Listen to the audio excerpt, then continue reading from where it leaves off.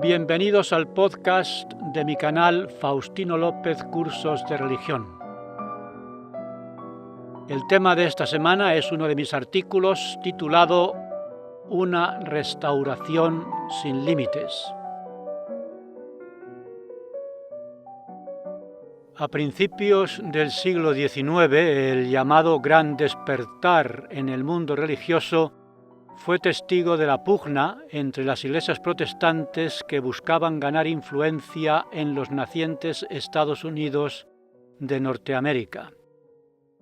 Un grupo de estos protestantes, entre los que se encontraban Barton Warren Stone, 1772-1844, de Kentucky, y Thomas Campbell, 1763-1854, de Pensilvania y Virginia, hacían hincapié en la vuelta a un cristianismo más puro, tratando de eliminar toda creencia o práctica no sancionada por las Escrituras.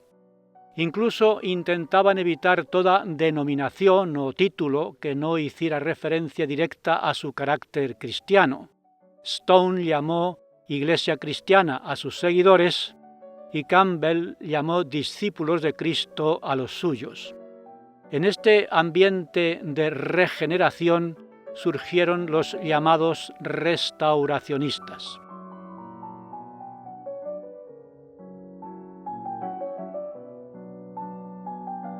Este restauracionismo, también llamado primitivismo cristiano, enseñaba que el cristianismo debería ajustarse al modelo que encontramos en la Iglesia Apostólica Neotestamentaria, que era la forma religiosa más pura, y el criterio a utilizar para corregir faltas y deficiencias que separaban de la Iglesia original a los creyentes. Este deseo de recuperar la forma primitiva del cristianismo influyó en muchos grupos protestantes, sobre todo durante el período conocido como el Segundo Gran Despertar. Este lenguaje de la restauración era el que se escuchaba a principios de 1800 en la zona norte del estado de Nueva York, avivado por el resurgir de la religiosidad del momento.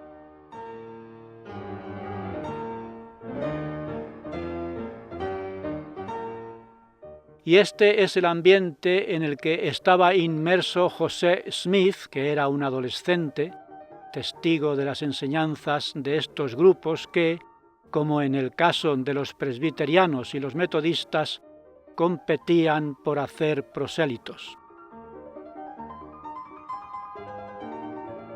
Las observaciones de José Smith parecían convencerlo también a él de que la verdadera iglesia edificada sobre el Evangelio de Jesucristo, tal y como se encuentra en el Nuevo Testamento, no estaba sobre la tierra, y esa percepción se confirmó en su experiencia de la llamada primera visión, de la que hablo más adelante. Esta creencia de que se había producido una gran apostasía era el resultado de la corrupción de la Iglesia Católica y la restauración consistiría en reparar lo que se había corrompido. El diccionario de la lengua española dice que restaurar es volver a poner una cosa en aquel estado o estimación que tenía antes. Esto, aplicado a la restauración doctrinal, supondría recuperar el mensaje tal y como aparece en la Biblia, que marcaría el máximo a restaurar. Estaríamos hablando, pues, de un canon cerrado de las Escrituras. Este canon cerrado consistía en que, como lo enseñaban Alexander Campbell y Barton Stone, cuando hablan las Santas Escrituras nosotros hablamos, y cuando callan, nosotros permanecemos en silencio. El lema era, por tanto, hablar con las Escrituras y no ir más allá. La restauración sería, pues, volver a poner la Iglesia en el estado que tenía en tiempos del Nuevo Testamento sin añadir nada a lo ya escrito. Para José Smith, la apostasía era la corrupción de las ordenanzas y la pérdida de la autoridad para administrarlas. La restauración debería, pues, recuperar ambas, y esto solo era posible si se restablecía una línea directa con los cielos.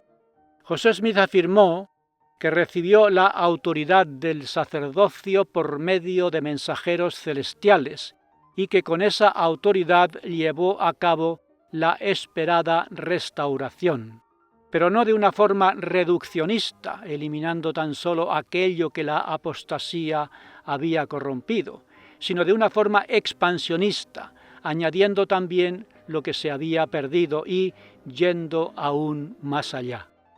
Quizá no se pudiera decir que esa mentalidad restauracionista empezara con la primera visión, porque José Smith, en este año 1820 en que tuvo esa visión, era un adolescente que solo buscaba el perdón de sus pecados y saber dónde estaba la Iglesia de Jesucristo para unirse a ella. Era un buscador solitario de la verdad y la respuesta a su búsqueda vino directamente del cielo.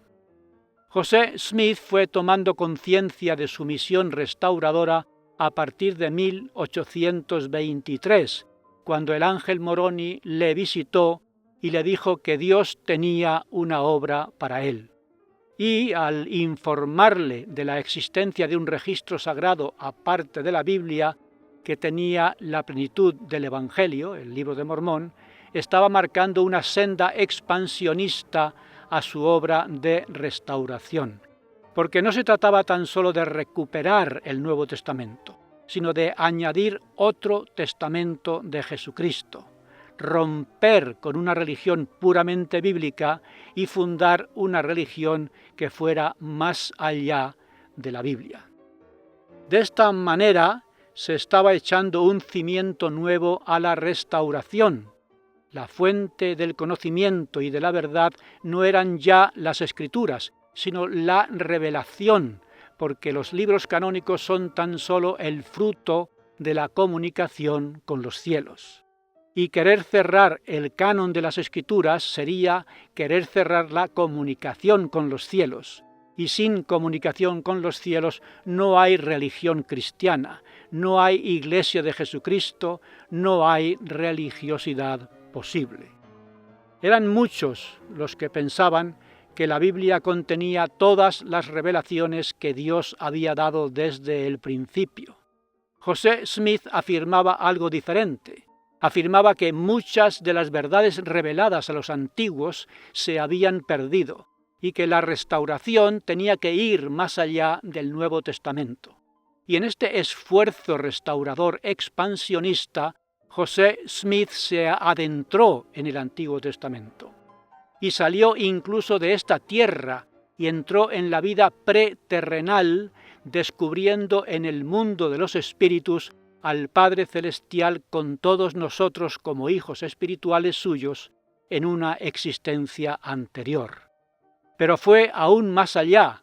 José Smith se adentró en un pasado remoto anterior al estado espiritual preterrenal, descubriendo que todos los hombres y mujeres existieron como inteligencias y que estas inteligencias son eternas como el mismo Dios, sin principio ni fin. José Smith trabajó, pues, en una restauración permanentemente abierta, tanto en un esfuerzo por recuperar, por medio de la revelación, lo perdido, como por dar sentido a las verdades que la apostasía había dispersado.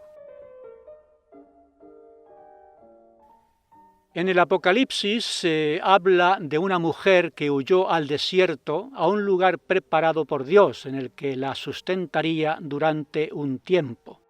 Esto lo encontramos en Apocalipsis capítulo 12, versículo 6.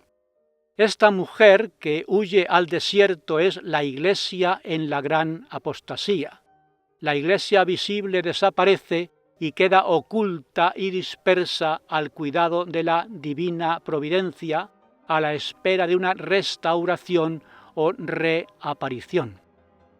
Este pasaje del Apocalipsis enseña que la Iglesia no se perdió completamente, sino que una parte se escondió y su doctrina quedó esparcida.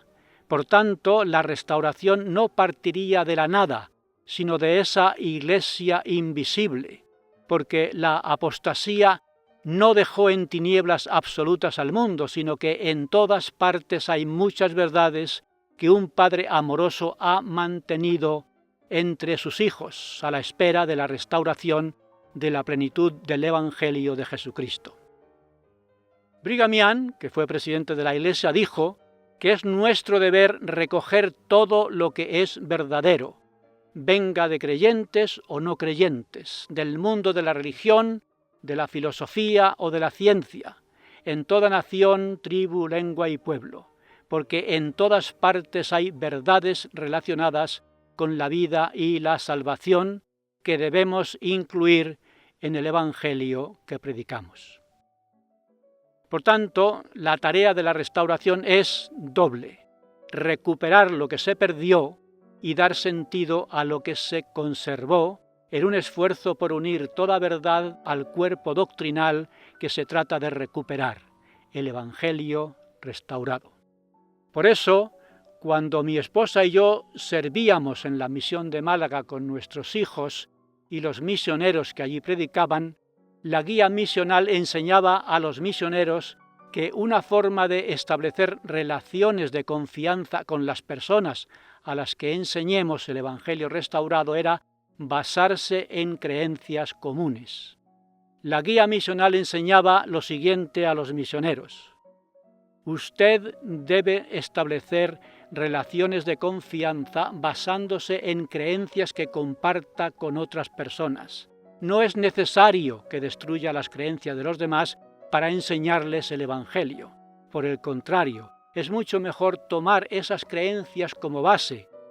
Haga resaltar las creencias que tengan en común y así las personas sentirán el respeto que usted tiene hacia las cosas en que ellas creen y estarán más dispuestas a escucharle.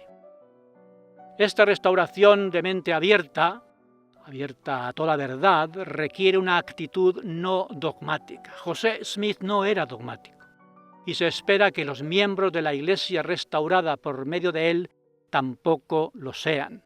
No debemos poner límites a nuestras creencias con credos cerrados. No se trata de cerrar puertas, sino de abrirlas.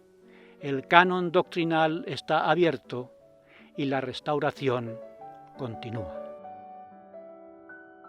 Muy bien, aquí acaba este podcast. A continuación, si tienen preguntas, pueden escribirlas abajo en los comentarios y con mucho gusto las responderemos en un futuro vídeo.